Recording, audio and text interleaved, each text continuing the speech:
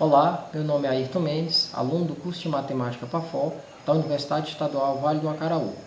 Nessa aula, nós vamos falar sobre números primos.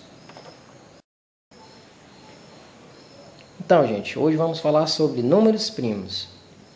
São números naturais que têm apenas dois divisores, o 1 e ele mesmo. Como exemplo, nós temos 2. Se eu for colocar o conjunto dos divisores de 2, o que eu ia ter? Apenas 1 e o 2.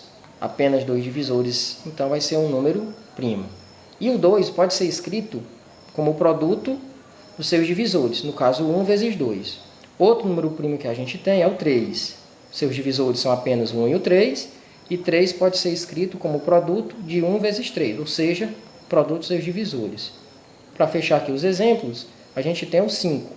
Seus divisores é apenas o 1 e o 5, e 5 pode ser escrito como 1 vezes 5. Tá? É interessante a gente notar que, dentre os números primos, 2 é o único número par que vai ser primo, ou seja, todos os outros números pares serão números não primos. Bom, você pode estar se perguntando, e os números que não são primos, o que eles são? Bom, os números que não são números primos, eles são chamados de números compostos, ou seja, são os números que possuem mais de dois divisores. Exemplo, o 4. Se formos escrever o conjunto dos divisores de 4, a gente vai obter 1, 2 e 4, ou seja, mais de dois divisores, portanto, um número composto. Outro número composto que a gente tem é o 6.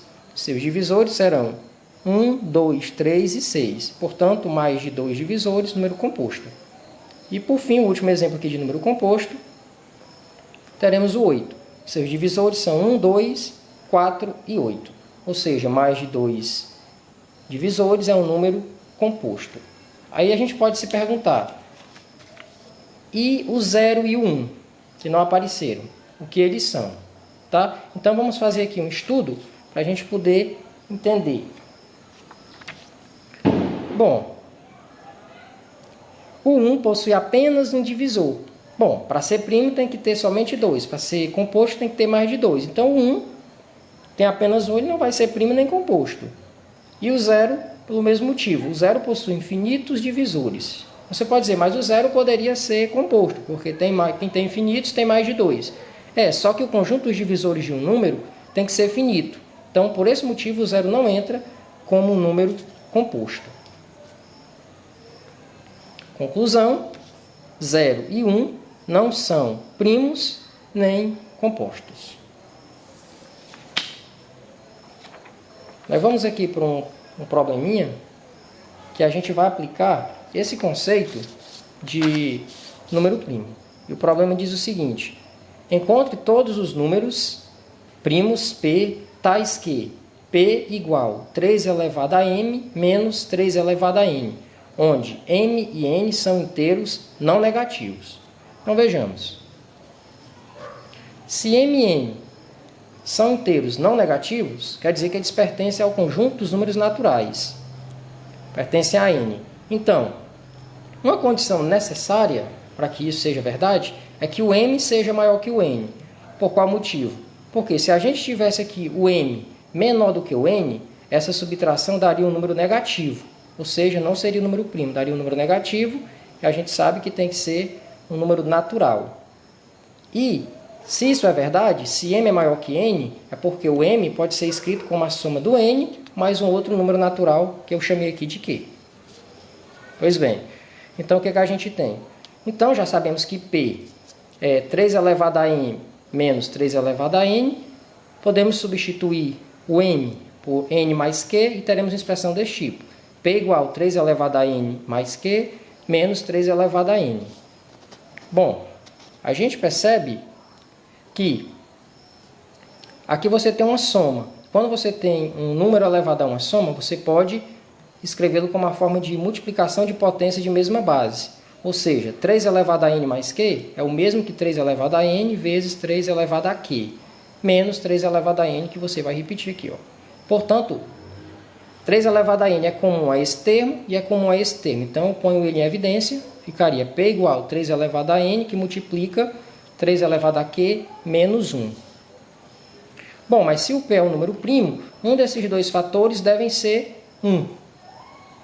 Então, a gente só tem uma saída. Ou 3 elevado a n vai ser 1, ou então 3 elevado a q menos 1 tem que ser 1. Porque um dos dois fatores tem que ser 1, para que esse número P seja primo.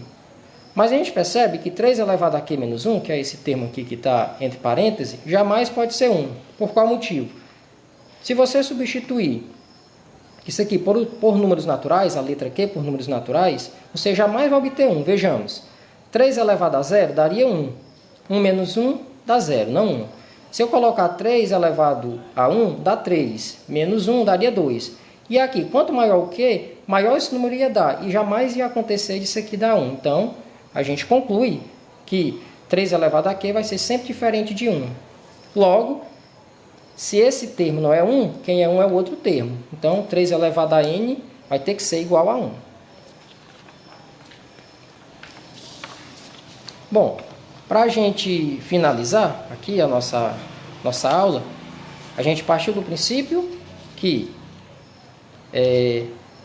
se 3 elevado a n vai ser igual a 1, temos que, lá do início do problema, 3 elevado a m menos 3 elevado a n ficaria P igual a 3 elevado a m. Como 3 elevado a n é 1, eu substituo, então a expressão ficaria desse tipo. Como m tem que ser um número natural, né, vamos atribuir valores e ver o que acontece. Pronto.